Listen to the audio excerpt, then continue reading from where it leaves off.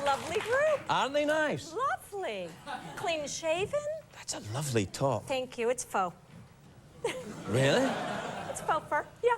Jamie Gertz a été découverte dans un casting d'échelle nationale par Norman Lear.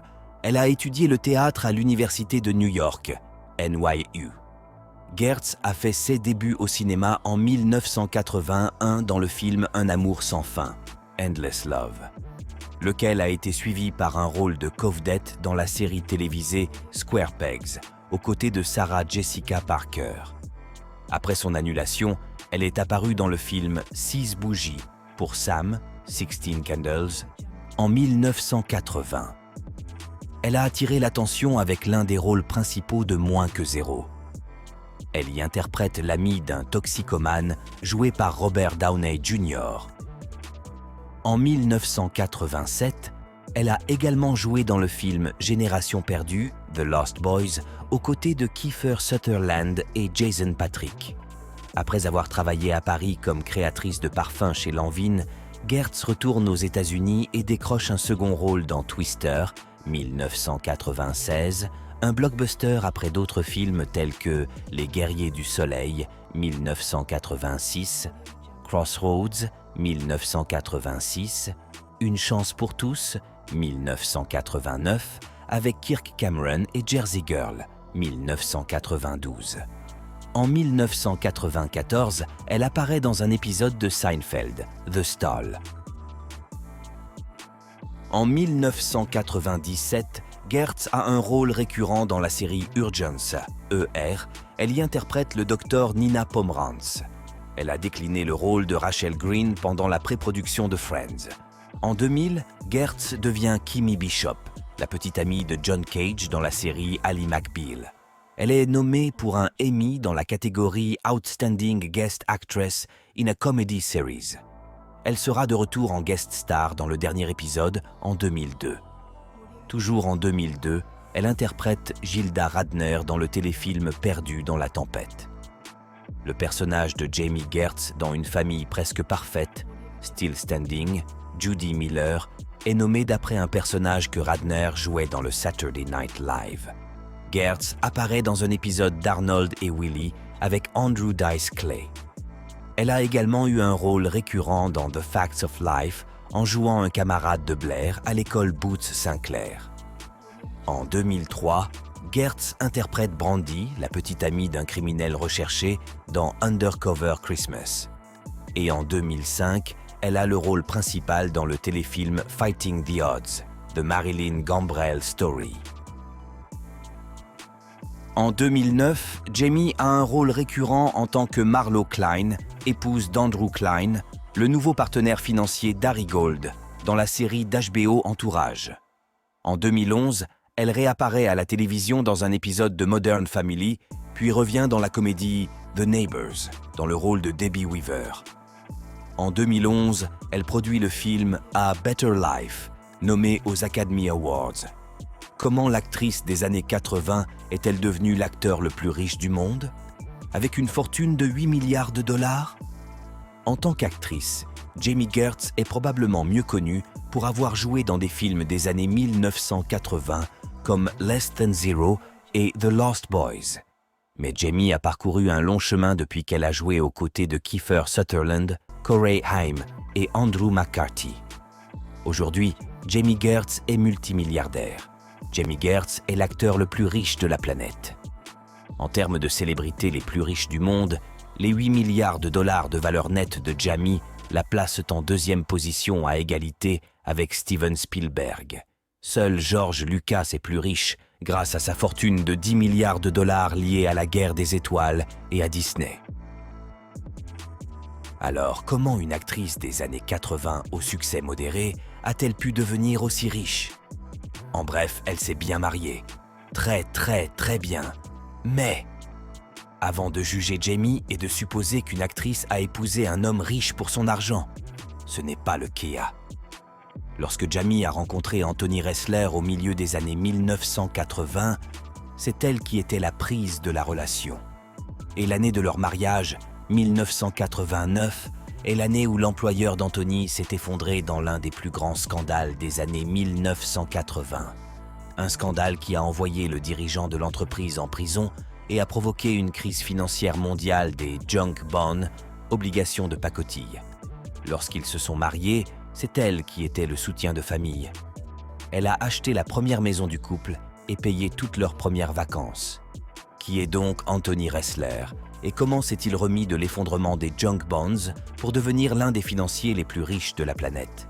Avec une fortune de 8 milliards de dollars qui lui a permis d'acheter les Atlanta Hawks de la NBA et de faire de Jamie Gertz l'acteur le plus riche du monde, Jamie et Tony se sont rencontrés lors d'un dîner dans l'appartement de Ressler à Los Angeles au milieu des années 1980. Il l'a invité à un brunch. Après le brunch, il lui a envoyé une douzaine de roses dans la loge du petit théâtre de Santa Monica Boulevard où Gertz jouait avec Jason Patric dans une pièce. À l'époque, elle devait avoir environ 22 ans et lui environ 27 ans. Lorsqu'ils se sont rencontrés, Tony était vice-président senior du département des obligations à haut rendement, ou junk bonds, d'une société appelée Drexel Burnham Lambert. En 1989, Drexel Burnham Lambert, qui était tristement dirigé par le roi des obligations de pacotille, Michael Milken, s'est effondré et a fait faillite. Cette faillite a été si catastrophique qu'elle a plongé les marchés financiers dans une récession qui a duré des années et a mis fin d'un seul coup à la période de prospérité des années 80. Michael Milken a ensuite passé 22 mois en prison et a payé une amende de 200 millions de dollars. Dans les décombres de l'effondrement de Drexel, Anthony et 3 anciens collègues ont cofondé en 1990 la société de capital investissement Apollo Global. SE's cofondateurs sont Leon Black, Josh Harris et Mark Rowan. Aujourd'hui, Apollo Global gère plus de 500 milliards de dollars d'actifs. Apollo est coté en bourse, NYSE ticker, APO, avec une capitalisation boursière de 45 milliards de dollars. Leon Black était en fait déjà son beau-frère grâce au mariage de Black avec Debra Ressler, la sœur d'Anthony, en 1976. Aujourd'hui, Léon vaut 11 milliards de dollars. Lorsque Léon et Debra ont payé 38 millions de dollars en 2016 pour le manoir de Tom Cruise à Beverly Hills, leur agent immobilier était Sharon Gertz, la sœur de Jamie. Aujourd'hui, Josh Harris vaut 8 milliards de dollars et, peut-être plus important encore, il est le propriétaire majoritaire des Philadelphia 76e de la NBA, des New Jersey Devils de la NHL et des Washington Commanders de la NFL. Mark Rowan ne possède aucune équipe sportive, mais il vaut 6 milliards de dollars. Anthony a en fait quitté Apollo en 1997, 7 ans seulement après la création de la société, pour cofonder une société de gestion d'actifs qu'il a baptisée Ares Management. Aujourd'hui, Ares Management gère 350 milliards de dollars d'actifs. Ares est également une société cotée en bourse, NYSE ticker, ARS, avec une capitalisation boursière de 28 milliards de dollars. Entre ses participations dans Apollo et Ares, dont la majeure partie provient toutefois d'Ares, la valeur nette d'Anthony Ressler s'élève à 8 milliards de dollars. Jamie et Tony ne sont pas restés inactifs face à cette fortune. Ils figurent régulièrement parmi les personnes les plus généreuses au monde.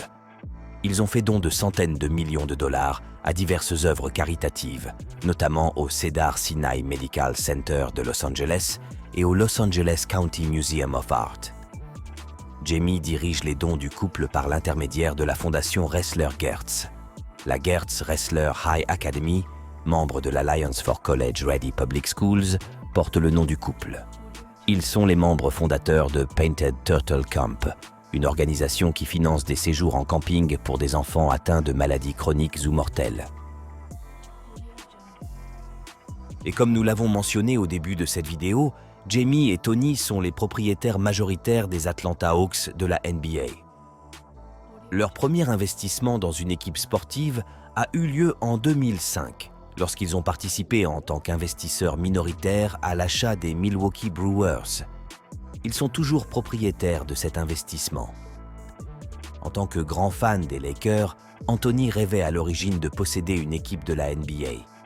En supposant que les Lakers ne se vendraient jamais, la meilleure option suivante était les Clippers. Malheureusement, lorsque les Clippers ont été mis en vente en 2014, ils ont été surenchéris par l'offre de 2 milliards de dollars de Steve Ballmer. Une offre qui, à l'époque, semblait hors du commun. Un an plus tard, Jamie et Tony ont payé 850 millions de dollars pour devenir propriétaires majoritaires des Atlanta Hawks. Jamie et Tony ont 3 fils. La famille possède des biens immobiliers d'une valeur de plus de 100 millions de dollars rien qu'à Los Angeles, notamment des manoirs à Beverly Park et à Malibu.